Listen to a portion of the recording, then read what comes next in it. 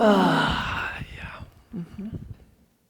I gotta check Facebook. Gonna be on there.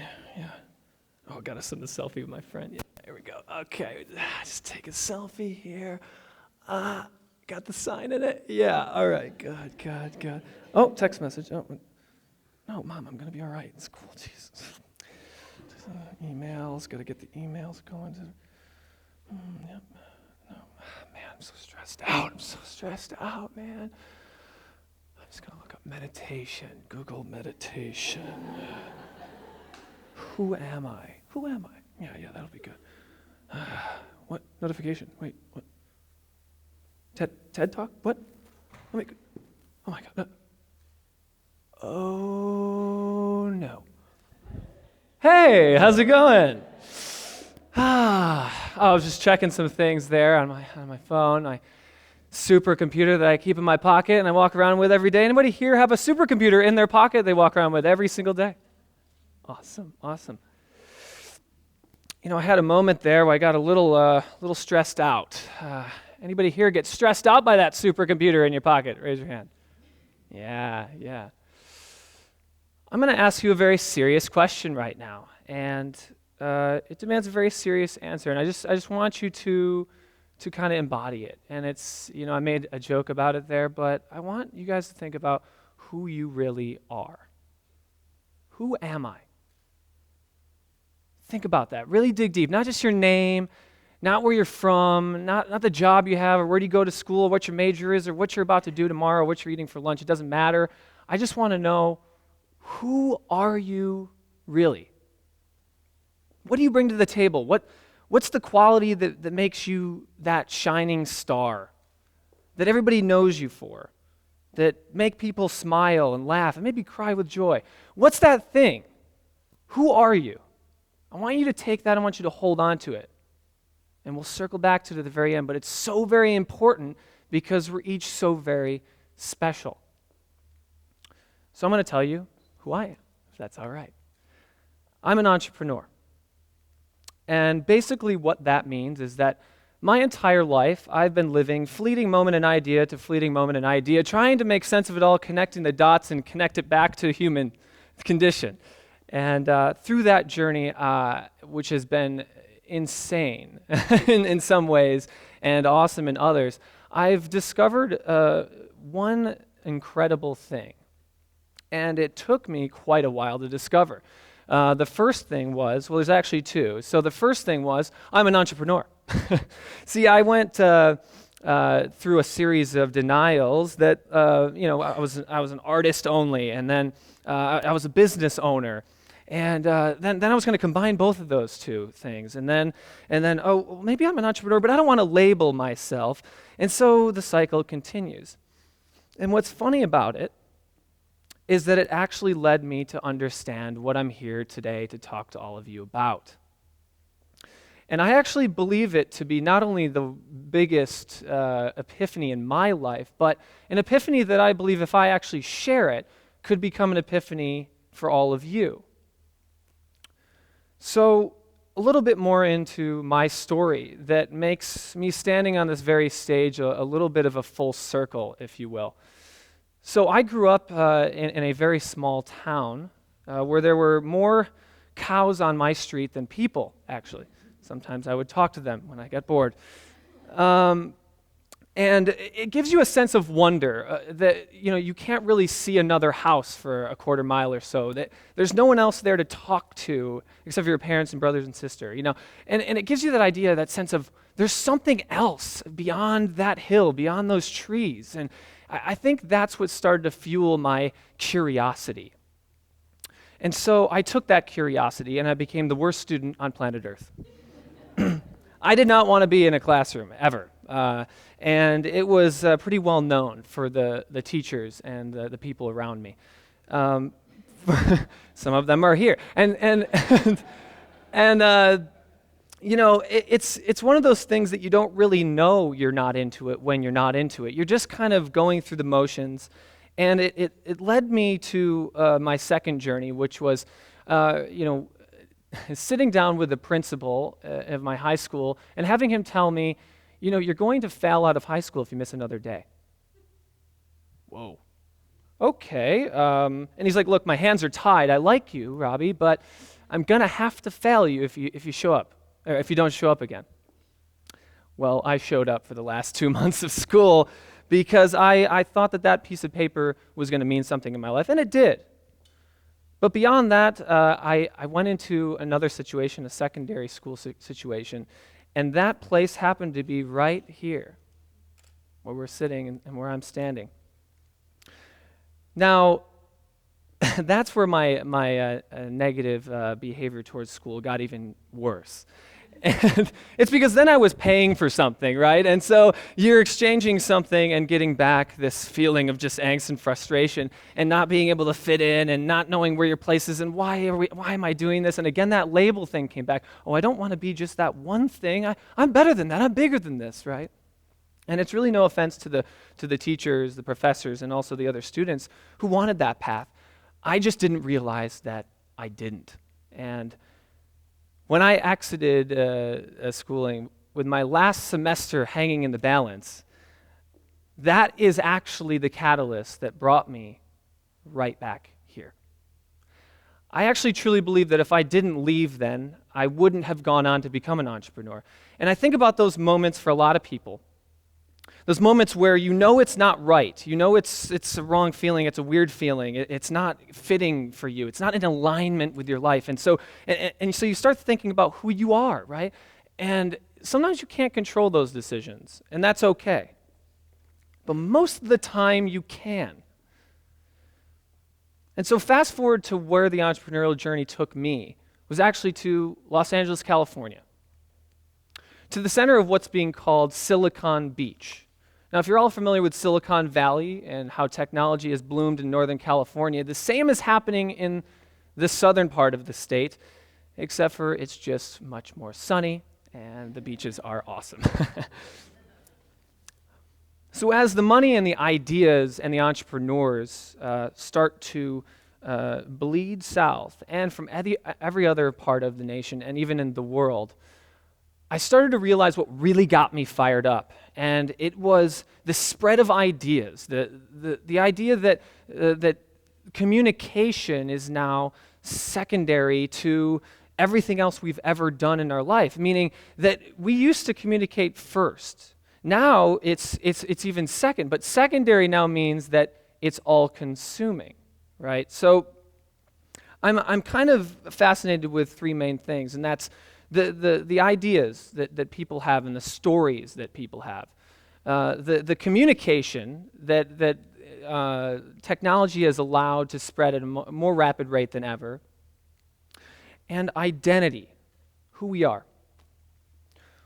So I dove headfirst into building mobile apps, websites, running advertising campaigns for major artists and some unknown artists that you've never heard of or maybe at some point will if all goes as planned.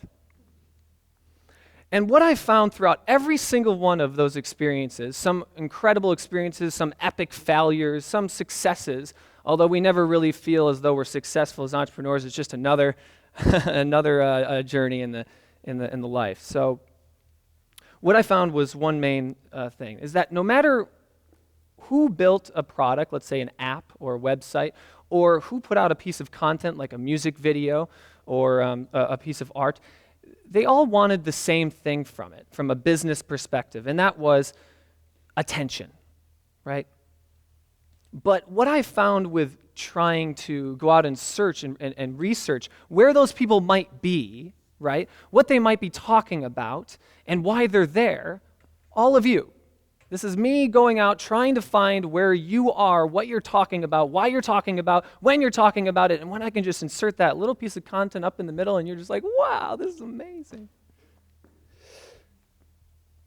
Well, I found that they also wanted attention too. They all wanted to be heard. And I started to wonder why that was. And at first I thought it was just, we've created all these apps, these social media networks, these content sharing networks, video sharing platforms, live streaming, onward and onward and onward. And maybe it's just that because they're there now, people are like, well, I just want to share a bunch of stuff about my life. I'm just going to share. And that's great, except for the fact that all of the business people and the marketers are all thinking that your curiosity there is your actual identity. You see what I mean? You ever had an ad pop up in the middle of what you're doing, and you're like, wait a second, I just clicked on that like 12 hours ago, and now it's following me around. Weird, right? A little bit like a moment of, okay, maybe I shouldn't be on this platform anymore, but it's kind of cool. I'm going to dive back in, you know? And that little dance of being kind of 1 foot in and 1 foot out is what I think we're all doing right now as social media and all of these other platforms and apps and technologies have, in a way, grown up with us. But have they really grown up, and have we really grown to connect with them in a way that's truly human? I'm not sure. And I'm pretty sure you guys aren't sure either. And that's why I'm so fascinated with the idea of who we really are. And so when, looking back into the business part of it, you have to realize that, and this is kind of something that a lot of people don't talk about. And I thought before doing this talk that I wasn't going to talk about it because it's a little bit like, if I do, I would be negatively impacting my own industry by giving you some secrets as to what we think about behind closed doors. Oh, don't tell them that, then they'll know. It's like, well, at this point in my life, I think my mission, as that epiphany I talked to you about early, has come full circle for me. It's my mission to talk to you about that. And simply put, those people are sitting around in a room trying to figure out how to get your attention, right? And you know this when those ads pop up. But sometimes you don't. Sometimes it's so in alignment and it's so natural, and you get brought down the rabbit's hole and you go through these decisions just kind of like that guy over there sitting on the chair was doing. One thing leads to another and another and another interruption, and all of a sudden you're buying a drone. Why? I don't know, because they're cool. Let's do this, Now they've won, and maybe you have too, because you can, impress all your friends and brag about it, but also because maybe that's really what you wanted. But I just wonder, did all of these people, these extremely smart people, entrepreneurs, ideators, all sit around in a room to build technology to fool us? I don't think so at the beginning, before it was something that now sits in each and every one of your pockets. But I think now that it's grown up, and now that maybe we've grown up too,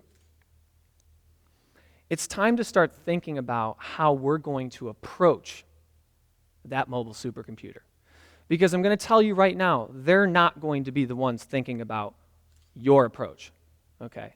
And that's totally fine, because businesses are in the business of making money. And as time moves forward and technology becomes more of a commonplace, and our minds get the time to catch up, and maybe even some of what I'm saying actually sinks in, and we begin to kind of go forth on this journey together,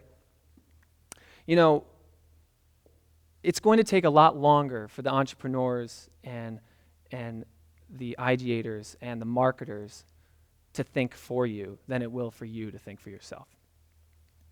And so that kind of brings me to where I am in my life right now, is that I'm kind of up in arms a bit.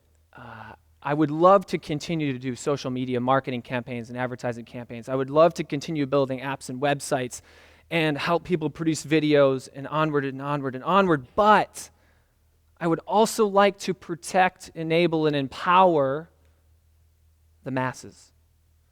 Because as I did all of these campaigns, I realized that the attention of the consumer, of all of you, is actually much more important than the attention that the person bringing the content actually wants.